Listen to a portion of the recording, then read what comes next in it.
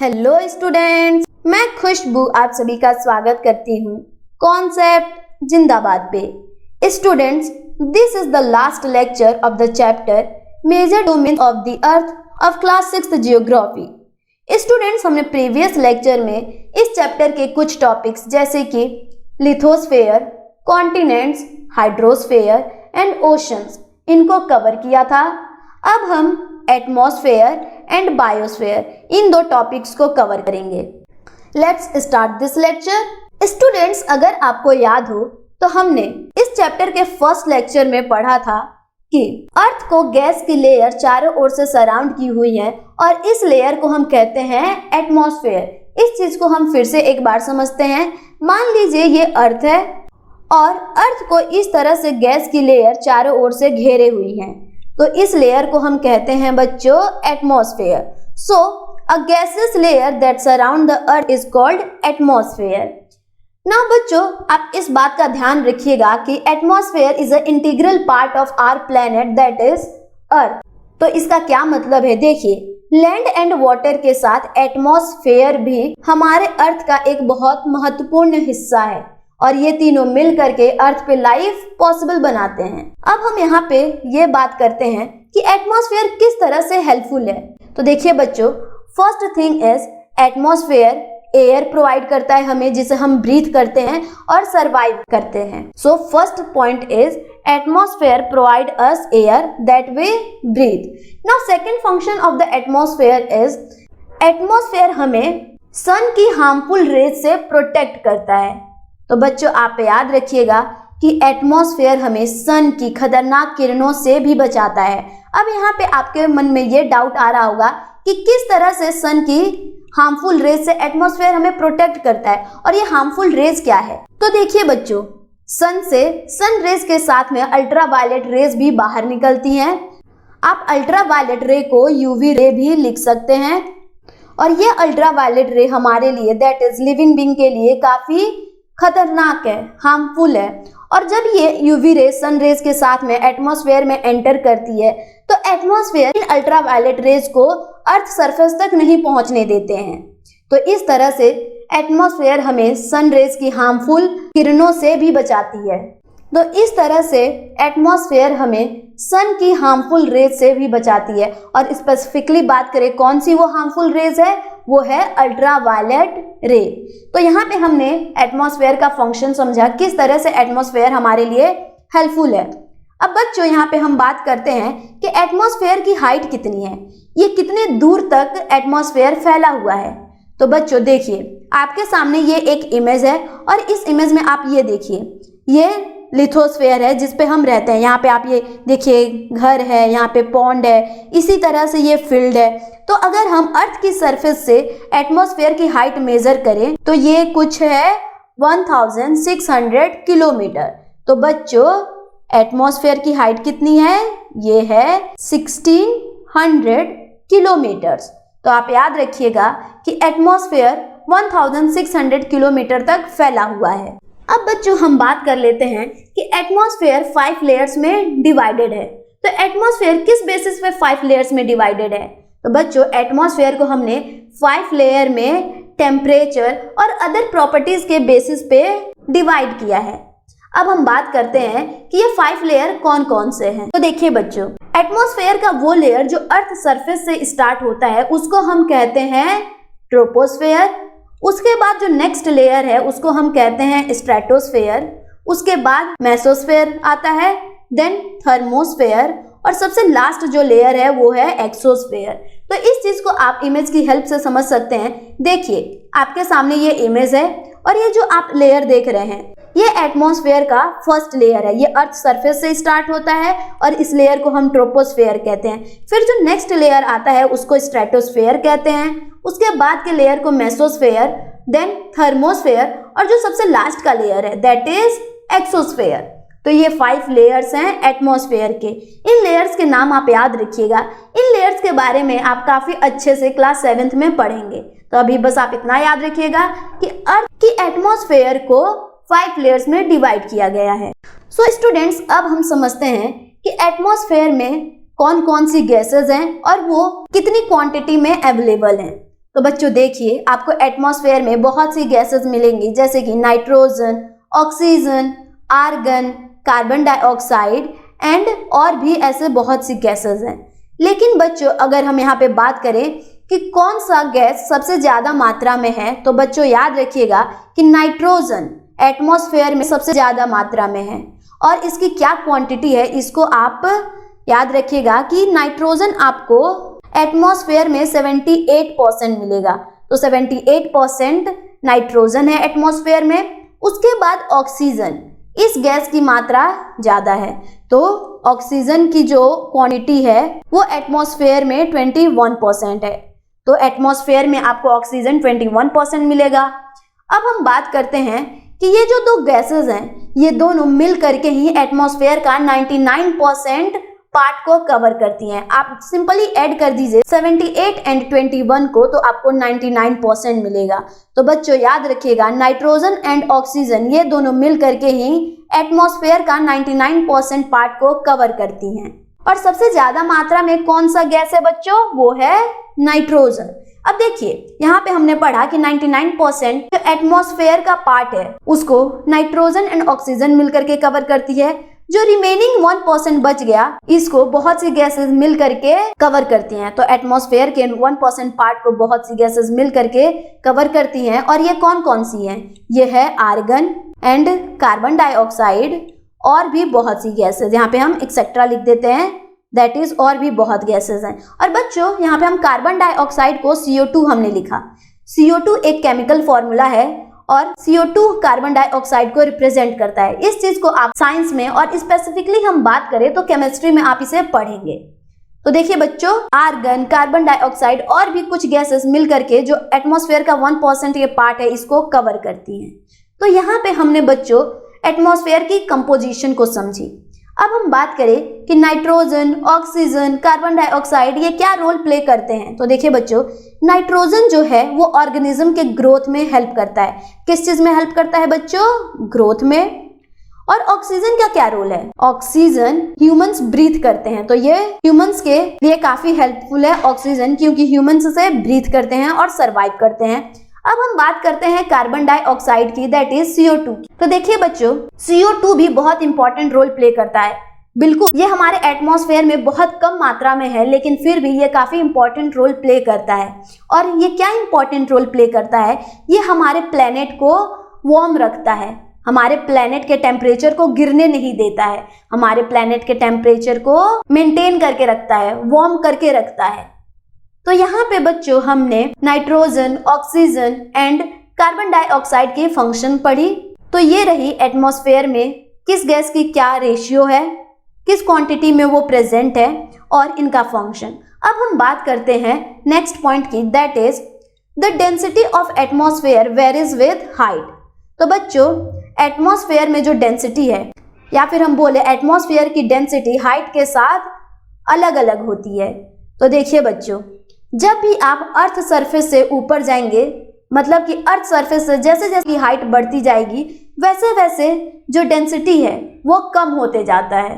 तो इस चीज को हम बाद में समझते हैं कि किस तरह से डेंसिटी कम होते जाता है जैसे जैसे हाइट बढ़ती है। लेकिन हम ये समझते हैं पहले कि डेंसिटी क्या होता है। तो बच्चों, डेंसिटी को आप ऐसे समझिए, मान लीजिए ये एक कंटेनर है और इस कंटेनर का नाम A है।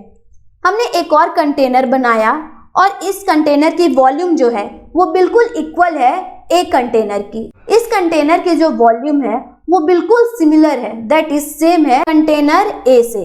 तो इस कंटेनर की भी वॉल्यूम बिल्कुल इक्वल है कंटेनर A के कंपैरिजन में। सो ये कंटेनर B हुआ। अब देखिए बच्चों, कंटेनर A में सिर्फ ऐसे गैस के 10 पार्टिकल्स हैं, लेकिन कंटेनर B में गैस के 100 पार्टिकल्स हैं। इस तरह से गैस के बहुत सारे, दैट इज मान लीजिए 100 पार्टिकल्स हैं। तो अगर मैं आपसे पूछूं कि किस कंटेनर की डेंसिटी कम है और किस कंटेनर की डेंसिटी ज्यादा है, तो बच्चों आप बताएंगे कि कंटेनर A की डेंसिटी कम है। और इसकी डेंसिटी कम क्यों है? क्योंकि इसमें कम गैस पार्टिकल है। और वहीं पे कंटेनर B की जो डेंसिटी है वो ज्यादा है, क्योंकि इस कंटेनर में बहुत ज्यादा गैस पार्टिकल है। तो हम डेंसिटी ऐसे डिसाइड करते हैं, एक एरिया में कितने गैस पार्टिकल हैं उस बेसिस पे डिसाइड करते हैं क्या डेंसिटी है। तो अर्थ के सरफेस पे, दैट इज अगर हम बात करें कि सी लेवल पे सबसे ज्यादा डेंसिटी होता है, आपको मैक्सिमम डेंसिटी सी लेवल पे देखने को मिलेगा। और जैसे जैसे आप ऊपर जाएंगे, जैसे जैसे हाइट बढ़ती जाएगी, वैसे वैसे जो ये डेंसिटी है वो कम होती जाएगी। तो आप याद रखिएगा कि सी लेवल पे मैक्सिमम डेंसिटी होता है और जैसे जैसे आप ऊपर जाएंगे वैसे वैसे डेंसिटी कम होती जाती है। इस चीज को आप बहुत अच्छे से एक एग्जाम्पल की हेल्प से समझ सकते हैं। अगर आपने माउंटेन क्लाइंबर्स के बारे में सुना हो या फिर टीवी पे देखा हो तो बच्चों आपको ये जरूर सुनने को मिला होगा कि जो माउंटेन क्लाइंबर्स होते हैं वो अपने साथ ऑक्सीजन सिलेंडर कैरी करते हैं। अभी माउंटेन क्लाइंबर्स अपने साथ ऑक्सीजन सिलेंडर क्यों कैरी करते हैं बच्चों? अभी हमने पढ़ा क्योंकि देखिए जैसे जैसे आप अर्थ के सरफेस से ऊपर जाते हैं वैसे वैसे जो डेंसिटी है वो कम होती जाती है। तो अर्थ के सरफेस पे ऑक्सीजन आपको बहुत ज़्यादा मिलता है और जैसे जैसे आप ऊपर जाएंगे आपको ऑक्सीजन की जो मात्रा है वो कम मिलेंगे। जो ऑक्सीजन के ये पार्टिकल्स हैं वो काफ़ी दूर दूर होंगे। तो इसलिए बच्चों जैसे जैसे आप ऊपर जाते हैं वैसे वैसे डेंसिटी कम होती जाती है। और माउंटेन आप जानते हैं उनकी हाइट बहुत ज़्यादा होती है और जब आप माउंटेन पे क्लाइंब करते हैं तो आपको ऑक्सीजन बहुत कम मिलता है, ऑक्सीजन की कमी होने लगती है। इसलिए जो माउंटेन क्लाइंबर्स हैं वो अपने साथ ऑक्सीजन सिलेंडर लेके जाते हैं कि जब उनको ज़रूरत पड़े तो वो ऑक्सीजन ले सकें। तो आपने यहाँ पे डेंसिटी समझा और किस तरह से माउंटेन क्लाइंबर्स ऑक्सीजन सिलेंडर का यूज करते हैं ये भी समझा। तो बच्चों अब हम चलते हैं अपने नेक्स्ट पॉइंट पे।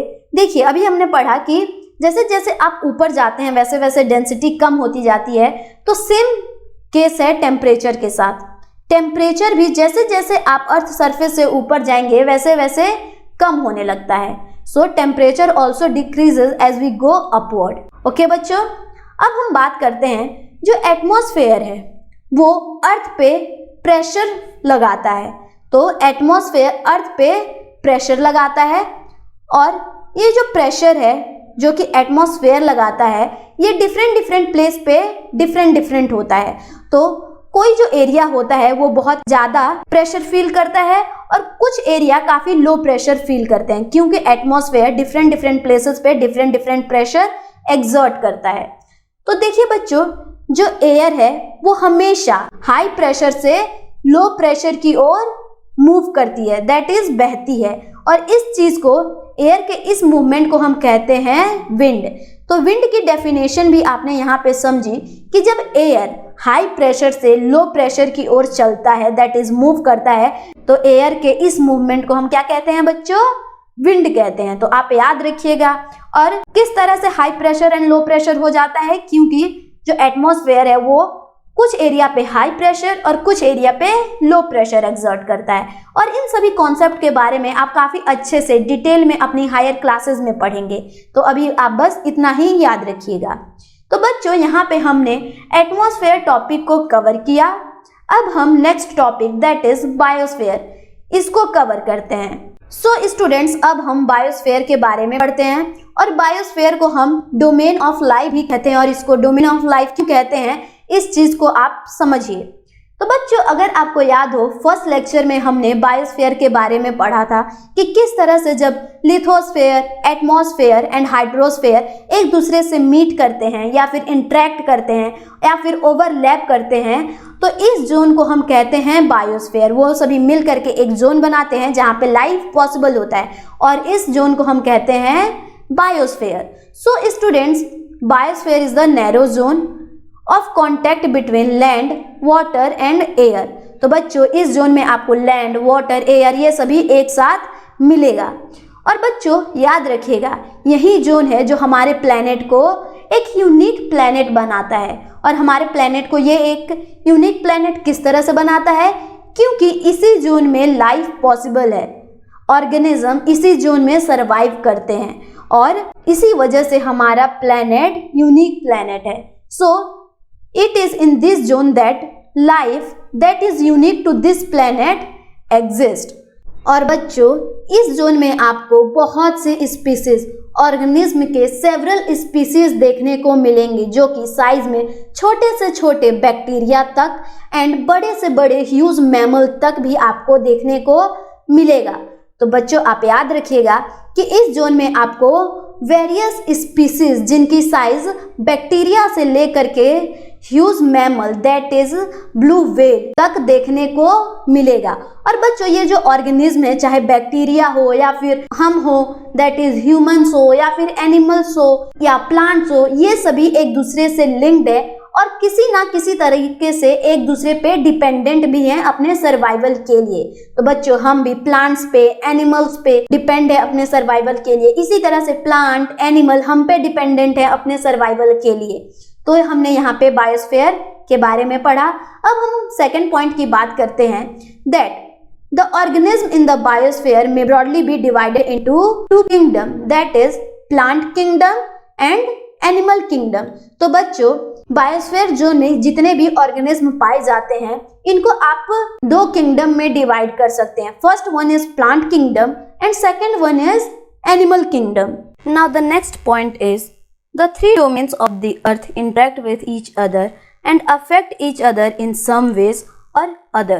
So students, जो अर्थ के डोमेन्स हैं that is lithosphere, hydrosphere and atmosphere, ये एक दूसरे से इंटरेक्ट करते हैं और किसी ना किसी तरीके से एक दूसरे को अफेक्ट भी करते हैं। तो अब हम देखेंगे कि किस तरह से ये डोमेन एक दूसरे को अफेक्ट करते हैं और किस तरह से ये जो डोमेन का बैलेंस है वो बिगड़ता है। सो स्टूडेंट्स, डोमेन के बैलेंस को बिगाड़ने में सबसे ज़्यादा ह्यूमन का हाथ है। तो देखिए किस तरह से ह्यूमन की वजह से ये जो थ्री डोमेन्स हैं इनका बैलेंस बिगड़ता है। स्टूडेंट्स, जैसा कि आप जानते हैं हम ह्यूमन वुड के लिए या फिर एग्रीकल्चर करने के लिए प्लांट्स, ट्रीज या फिर फॉरेस्ट एरिया को क्लियर कर देते हैं, या फिर जब हमें ऑफिस बनाना होता है, होम बनाना होता है या फिर स्कूल सेटअप करना होता है तो हम इन फॉरेस्ट एरिया को क्लियर कर देते हैं और वहाँ पे हम इन सभी चीज़ों को बनाते हैं। इसकी वजह से क्या होता है, जो सॉइल है वो काफ़ी इजीली रिमूव हो जाता है। तो ये किस तरह से उस एरिया का सॉइल इजीली रिमूव हो जाता है इस चीज़ को हम समझते हैं। देखिए बच्चों, ट्रीज, प्लांट्स ये सभी सॉइल को काफ़ी टाइटली होल्ड करके दैट इज पकड़ के रखते हैं और जब ट्रीज या फिर प्लांट कट कर दिए जाते हैं तो जो सॉइल है वो लूज हो जाता है और काफ़ी इजीली विंड या फिर वाटर इसको उड़ा के या फिर बहा करके ले जाते हैं। तो इस तरह से आपने देखा कि किस तरह से लिथोस्फेयर का बैलेंस बिगड़ता है। नाउ सेकंड पॉइंट इज कि किस तरह से हम हाइड्रोस्फेयर, वाटर बॉडीज को पोल्यूट करते हैं। तो बच्चों आप जैसा कि जानते हैं ऐसा कोई एरिया नहीं होगा जहाँ पे इंडस्ट्री नहीं होगी। तो जो ये इंडस्ट्रीज हैं वो काफ़ी वेस्ट प्रोड्यूस करती हैं और ये जो वेस्ट है इनको ये लोग डायरेक्टली रिवर में बहा देते हैं। जब ये वेस्ट को डायरेक्टली रिवर में बहा देते हैं तो इसकी वजह से जो रिवर है वो काफ़ी पॉल्यूट हो जाता है और उस वाटर को आप कंज्यूम नहीं कर सकते क्योंकि वो जो वाटर है काफ़ी पॉल्यूटेड हो जाता है, आपके हेल्थ के लिए काफ़ी बैड साबित होगा। और इसी तरह से जो पानी के नीचे रहने वाले पेड़ पौधे या फिर जानवर हैं उनके लिए भी ये चीज़ काफ़ी प्रॉब्लमेटिक होता है। कभी कभी तो मरीन लाइफ के जान पे बन आती है ये जो इतना वेस्ट वाटर बॉडीज में बहा दिया जाता है। तो इस तरह से हम हाइड्रोस्फेयर को डैमेज कर रहे हैं। नाउ थर्ड पॉइंट, किस तरह से एटमॉस्फेयर को हम पोल्यूट कर रहे हैं। तो बच्चों देखिए आजकल तो हर किसी के यहाँ पे मोटरसाइकिल, कार ये सभी गाड़ियाँ हैं और आपको कम भी डिस्टेंस ट्रेवल करनी होती है जो कि आप आराम से साइकिल से कर सकते हैं। यूजुअली लोग प्रेफर करते हैं बाइक से या फिर अपनी कार से जाना। तो बच्चों ये जो व्हीकल्स हैं या फिर इंडस्ट्रीज हैं ये काफ़ी पॉइजनस गैसेस एमिट करती हैं दैट इज़ बाहर निकालती हैं। और ये गैसेस कौन कौन सी हैं बच्चों? ये गैसेस हैं जैसे कि कार्बन डाइऑक्साइड और भी गैसेस पॉइजनस गैसेस हैं जो कि डायरेक्टली एटमॉस्फेयर में रिलीज किया जाता है। और ये जो गैसेस हैं ये जा करके एटमॉस्फेयर को पोल्यूट कर देते हैं और जब एटमॉस्फेयर को पोल्यूट कर देते हैं तो हमें सांस लेने में भी दिक्कत होती है। और फिर बच्चों ये भी होता है कि ये जो एटमॉस्फेयर है उसमें गैसेस के प्रोपोर्शन को भी काफ़ी ज़्यादा डिस्टर्ब करती हैं। अब देखिए बच्चों, जो कार्बन डाइऑक्साइड है वो डायरेक्टली जब एटमॉस्फेयर में व्हीकल से या फिर इंडस्ट्रीज से निकलता है तो ये जो कार्बन डाइऑक्साइड की मात्रा एटमॉस्फेयर में बढ़ा देता है। और बच्चों हमने एटमॉस्फेयर पढ़ते समय पढ़ा था कि किस तरह से carbon dioxide that is CO2 हमारे प्लेनेट दैट इज अर्थ को वार्म रखता है। और जब CO2 that is carbon dioxide की मात्रा बहुत ज़्यादा एटमॉस्फेयर में हो जाती है तो तो इसकी वजह से बच्चों क्या होता है, जो अर्थ का टेम्परेचर है वो बहुत ज़्यादा राइज करने लगता है। तो बच्चों जब ग्लोबल टेम्परेचर राइज करने लगता है CO2 की वजह से, तो इस चीज़ को हम कहते हैं ग्लोबल वार्मिंग। तो बच्चों आप ध्यान रखिएगा कि जब कार्बन डाइऑक्साइड का मात्रा एटमॉस्फेयर में ज़्यादा हो जाता है और इसकी वजह से ग्लोबल टेम्परेचर राइज होने लगता है और इस चीज़ को हम बोलते हैं ग्लोबल वार्मिंग। अब हम देखते हैं कि ग्लोबल वार्मिंग के क्या क्या साइड इफ़ेक्ट हैं। तो बच्चों जैसा कि आप जानते हैं ग्लेशियर आइस से कवर्ड होती हैं और जब अर्थ का टेम्परेचर बढ़ जाता है, जब ग्लोबल वार्मिंग होने लगता है, तो ये जो ग्लेशियर हैं ये पिघलने लगती हैं। और बच्चों जब ये ग्लेशियर पिघलने लगती हैं तो जो लैंड मासेस हैं उनका डूबने का खतरा बढ़ जाता है। काफ़ी तो लैंड मासेस सबमर्ज भी हो जाती हैं जब वाटर लेवल सी का बढ़ जाता है ग्लोबल वार्मिंग की वजह से। तो बच्चों यहाँ पे हमने देखा कि किस तरह से ह्यूमन ये जो 3 डोमेन्स हैं इनको डिस्टर्ब करते हैं। सो स्टूडेंट्स यहाँ पे हमने 5th चैप्टर को कंप्लीट किया। मैं उम्मीद करती हूँ कि आपको ये चैप्टर समझ में आ गया होगा। अगर आपको ये वीडियो पसंद आया हो तो वीडियो को लाइक कीजिए, चैनल को सब्सक्राइब कीजिए और बेल आइकन को हिट करना ना भूलिएगा। अब हम आपसे नेक्स्ट वीडियो में मिलेंगे नेक्स्ट चैप्टर के साथ। तब तक आप पढ़ते रहिए और सीखते रहिए। बाय।